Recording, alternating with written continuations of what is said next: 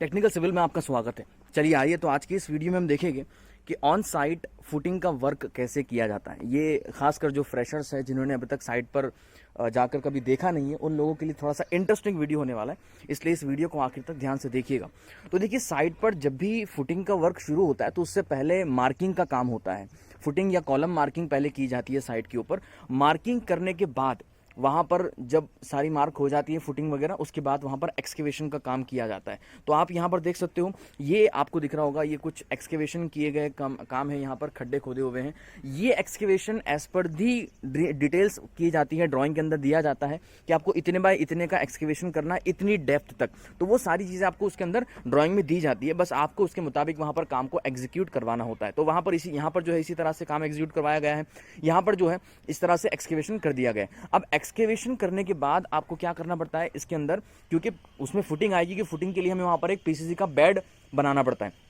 आप यहाँ पर इस फुटिंग में देख सकते हो, यहाँ पर जो है पीसीसी का एक बेड बिछा दिया गया। अब ये बेड जो है, इसके लोकल जो तरीके होते हैं अपने अपने अलग अलग हो सकते हैं। इस लोकेशन टू लोकेशन ये चेंज भी हो सकते हैं। यहाँ पर आप देख रहे हो, इस पूरे अंदर एक्सकेवेशन में जो है आपको पूरे खड्डे में जो है आपको पीसीसी का बेड यहाँ पर दिख रहा है। लेकिन कई बार ऐसा होता है, कई जगह आपने देखा होगा कि प्रॉपरली जो है यहाँ पर वो फोमवर्क लगाकर चारों तरफ से उसको अलग से पीसीसी का बेड बनाते हैं। वो ये जो बेड होता है पीसीसी का, ये कोई 4 इंच देता है, कोई 5 इंच देता है और कोई 6 इंच देता है। इससे ज्यादा कोई नहीं देता और 4 इंच से ज्यादा कम देना भी नहीं चाहिए, ठीक है। तो 4 से 6 इंच के बीच में ये बेड बिछाया जाता है। और ये जो बेड होता है इसके अंदर M7.5 का ज्यादातर लोग ग्रेड यूज करते हैं। वैसे M5 भी कई जगह यूज करते देखे हैं मैंने, लेकिन M7.5 ज्यादातर यूज किया जाता है। उसके अलावा आप देख सकते हो यहाँ पर कि ये फुटिंग का बेड यहाँ पर रेडी हो जाएगा, इसकी क्योरिंग वगैरह हो जाएगी। फुटिंग का बेड रेडी होने के बाद उसके बाद जो फुटिंग का काम होता है आप यहाँ पर देख सकते हो, ये है। तो ये फुटिंग का बेड नीचे रेडी हो गया था। उसके बाद फुटिंग का काम, यहाँ पर फुटिंग कास्ट की जाती है बेसिकली। अब इसमें कास्टिंग के अंदर क्या करना पड़ता है आपको कि यहाँ पर जो है उसके पहले बेसिकली जो है फोमवर्क जो लगाए जाते हैं वो आपको as per the dimension, as per the design, as per the drawing आपको यहाँ पर उसके फोमवर्क लगा देने पड़ते हैं। और फोमवर्क लगा देने के बाद उसमें जो रेनफोर्समेंट की मैश होती है, जो जाली होती है फुटिंग की, वो आपको लगानी पड़ती है। और उसके साथ साथ ये जो कॉलम आपको दिख रहा है इसको भी उसमें आपको इंसर्ट करवा देना पड़ता है। और उसके बाद इसकी कास्टिंग की जाती है। उसके बाद इसके अंदर कंक्रीट को पोर की जाता है। और ध्यान रखना चाहिए कि जब फुटिंग की कास्टिंग हो रही है तो वहां पर आपको जो कवरिंग प्रोवाइड करते हैं बीच में, बॉटम में ब्लॉक, जो कवरिंग ब्लॉक होते हैं वो as per the detail, as per the drawing, जो जितना दिया है, जिस तरह से दिया है उसी तरह से आपको प्रोवाइड करने चाहिए। उसके अंदर कोई गलती आपकी नहीं होनी चाहिए। काफी मर्तबा लोग जो है ईंट के जो टुकड़े होते हैं वो भी बिछा देते हैं, वो टेक्निकली ऐसे सही नहीं माना जाता। इसलिए जो कंक्रीट के कवर ब्लॉक हमारे होते हैं वही कवर ब्लॉक यूज किए जाने चाहिए। उसके अलावा यहाँ पर आप जब रेनफोर्समेंट उसमें बिछाते हो, जो जाली उसकी बिछाते हो, मैश जो होती है रेनफोर्समेंट की, उस मैश के अंदर प्रॉपर्ली वो बनाई गई है या नहीं, प्रॉपर्ली वो बाइंड की गई है या नहीं, वो भी आपको ध्यान देनी चाहिए। उसके बारे में भी कि वो मैश कहीं ढीली तो नहीं है, कोई उसकी बाइंडिंग में कोई प्रॉब्लम तो नहीं है, उसकी स्पेसिंग कहीं ऐसी वैसी तो नहीं है। तो मैश प्रॉपर्ली आपकी होनी चाहिए। उसके बाद ऊपर जो आप ये कॉलम देख रहे हो, इस कॉलम को जब नीचे उतारती है तो इसकी जो डेवलपमेंट लेंथ होती है कॉलम की, अभी मैं आपको बताता हूं। चलिए हम उस डेवलपमेंट लेंथ की बात कर लेते हैं, ठीक है। तो एक यहाँ पर कॉलम का यहाँ पर एक ढांचा पड़ा हुआ है, स्केलेटन पड़ा हुआ है, आप यहाँ पर देख सकते हो। ये जो आपको दिख रहा है ये कॉलम का डेवलपमेंट लेंथ होता है, ठीक है।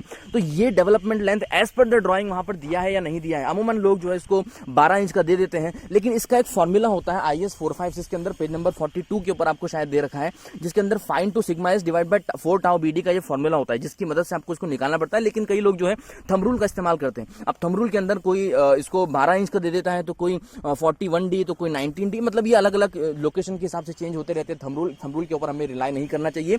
हमें रिलाई करना चाहिए हमारे IS कोड के स्टैंडर्ड के ऊपर, IS कोड के रिकमेंडेशन के ऊपर, और उसी के मुताबिक इसको लेना चाहिए। लेकिन जब साइट पर आप काम एग्जीक्यूट करवा रहे हो तो आपके पास ड्राइंग इसकी बखूबी आती है और ड्राइंग के मुताबिक ही आपको फिर काम करना चाहिए। ड्राइंग के अंदर जितनी डेवलपमेंट लेंथ दे रखी है आपको उतनी ही बैंड करवानी चाहिए, ठीक है। तो आप जब फुटिंग में इसको बिछाते हो अंदर, तो आपको ध्यान रखना चाहिए कि डेवलपमेंट लेंथ प्रॉपर्ली दी है या नहीं। और इस कॉलम के अंदर आप देख सकते हो ये जो जाली, ये जो आपको पूरा रेनफोर्समेंट दिख रहा है, ढांचा दिख रहा है कॉलम का, उसके अंदर जो ये लेटरल टाइज बांधी गई है, इस लेटरल टाइज के अंदर आपको ये ध्यान देना है कि ये प्रॉपर्ली बाइंड की गई है नहीं, प्रॉपर्ली स्पेसिंग पे दी है या नहीं। और इसको आपको ये जो हुक हो रहे हैं उसके, इस पे ध्यान दीजिएगा, ये जो हुक दिया गया है यहाँ पर, ये 90 डिग्री का दिया गया है। हालांकि टेक्निकली देखा जाए तो इसको 135 डिग्री देना चाहिए, ये ध्यान दीजिएगा, ठीक है। तो ये हुक भी आपको ध्यान देना होगा। और जो ड्राइंग के अंदर अल्टीमेटली जो ड्राइंग के अंदर दे रखा है, अगर आप साइड पर काम एग्जीक्यूट करवा रहे हो तो अल्टीमेटली जो ड्राइंग के अंदर आपको चीजें दे रखी है उसी तरह से काम करवाना चाहिए। तो ये टेक्निकली अगर देखा जाए तो भी वेरी साउंड, आपको ये 135 डिग्री पर इसको मोड़ना चाहिए था